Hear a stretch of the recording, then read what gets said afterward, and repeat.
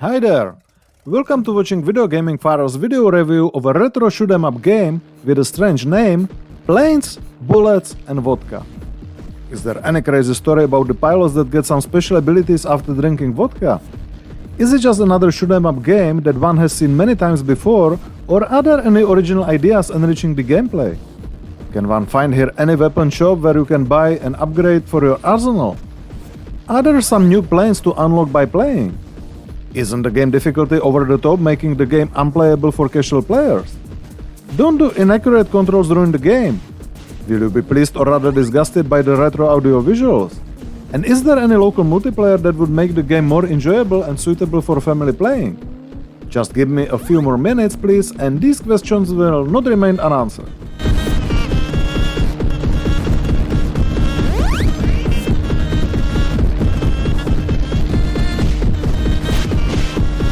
How crazy could the story of a game with such a crazy name be? Okay, you are the flying ace and the nation's only hope who can stop the air invasion of bad guys and get special abilities after drinking vodka. And by special abilities I don't mean the ones making you see each enemy twice or the ability to sleep behind the stick. Or maybe you don't even fight for your nation, but for the future of the whole planet against the invasion from space. Or you need to... Okay, let's stop it for now. You won't really find any story in the game, even some small one that would explain your motivation. The developer completely resigned on it, but it doesn't have to be a big minus if the game serves you pure adrenaline action, so let's have a close look at the gameplay.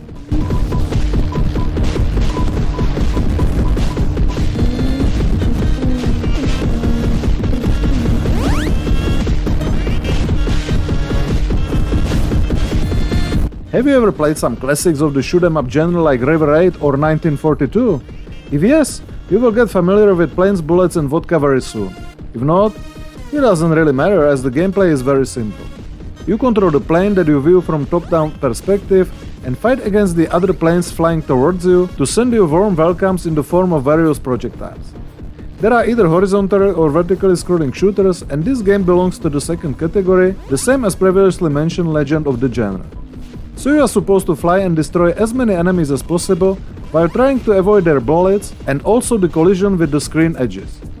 The difficulty level increases as you progress through the game, so the enemies come in bigger quantities, the game sends the stronger ones against you, and the screen becomes narrower, so you have less space to dodge the enemies and their projectiles.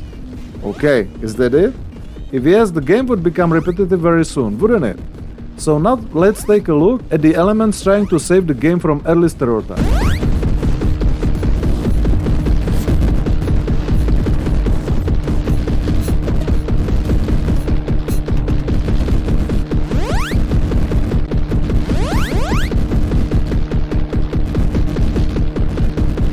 Each shoot-'em-up game should have some power-ups that you can collect and that increase your firepower, lives, score, or give you some special abilities.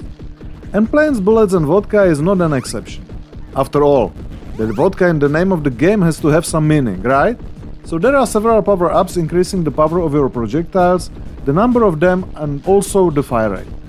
Each of these categories has 3 levels of upgrade, and especially the gun category increasing the number of projectiles shot at one moment is very useful as it makes your plane shooting in several directions and makes the game real bullet hell.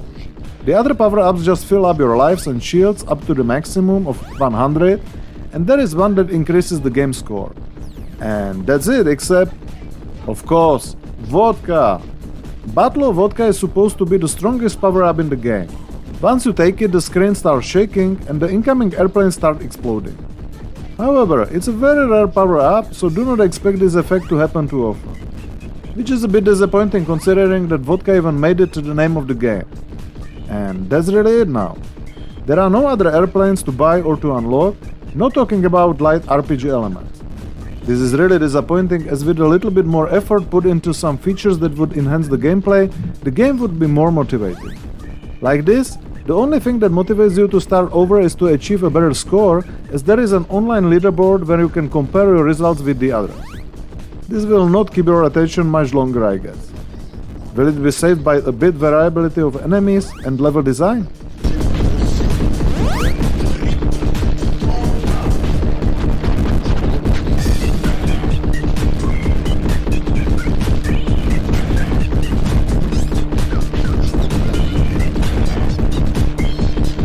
As for the enemies, there are a lot of anonymous fighters coming in airplanes that remind me of the ones used in World War II.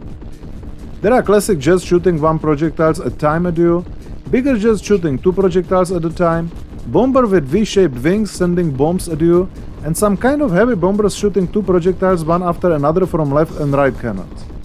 And that's all I have noticed, to be honest. There are supposed to be 8 types of enemies, but I have probably not made it so far to see the other ones. Or maybe it is because you see just the black silhouettes of airplanes, the same as you see just the silhouette of your plane with a nice propeller in the front section, so one cannot see many details that would distinguish the airplanes from each other. As for the level design, the levels are procedurally generated, so each game is a bit different. This sounds nice, but in reality we would just fly through the different track each time with narrow parts in the different sections, but generally speaking there is not much to see, as the whole game just consists of red track and black edges. And that's it.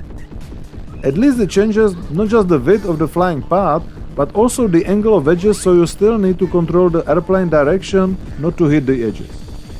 But most of this could be seen in the legendary River Raid that was released about 40 years ago. How about the game difficulty and controls?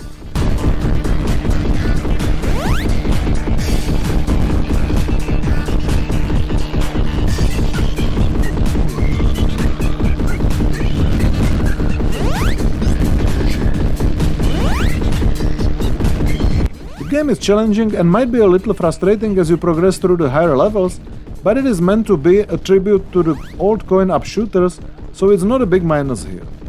Your goal is just to get as far as possible in one run and reach the highest score possible. And I cannot see that the game is somehow unfair. The faster reactions and fingers you have, the longer distance you can fly through, so all good here. As for the game controls, you just need the analog stick to change directions and 1 button for shooting. On the Xbox controller the controls were responsive and accurate enough, so no complaints here. Can the game audio visuals please your eyes and ears?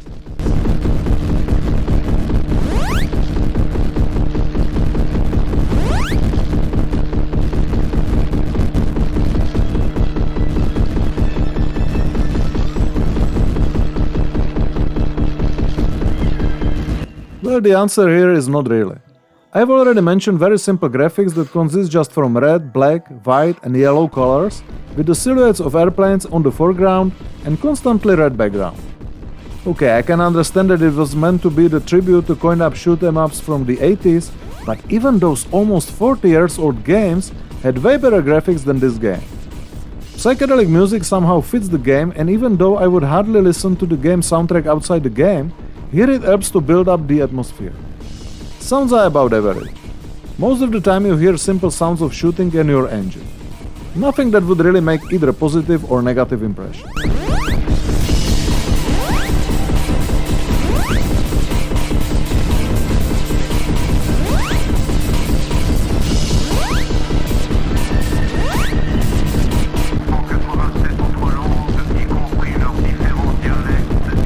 Let's sum up all the impressions from the game now.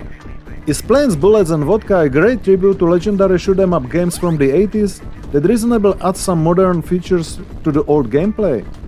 There are some indisputable pros like bringing the feeling of playing good old shoot-em-up, solid power-ups, online leaderboard, challenging difficulty, responsive controls and atmospheric soundtrack. However, there are many cons preventing this game from being better. Absence of any story, no unlocks of new airplanes and weapons, no RPG elements enriching the gameplay, early stereotype and very simple graphics that is worse than in the games from the 80's. Thanks to its easy accessibility and suitability to be played in short sessions, it would be suitable for family playing, but there is no local multiplayer that would save the game from becoming repetitive soon. Planes, Bullets and Vodka costs €4 on Steam, and if you would decide to give it a chance, I would recommend waiting for some big discount, as sometimes it is being discounted even by 90%. This game has been developed by a single person and there could be seen all the effort to make a good retro shoot-em-up game. And the developer of this game was not so far to succeed. If only there were some better motivation than just leaderboards to play the game over and over again, not so simple graphics and the local multiplayer, I could recommend the game with clear conscience. Like this, I have to give it thumbs down despite all the author's effort and VideoGaming Father's index 5 out of 10. Not recommended.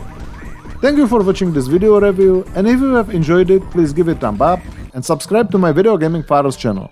See you soon!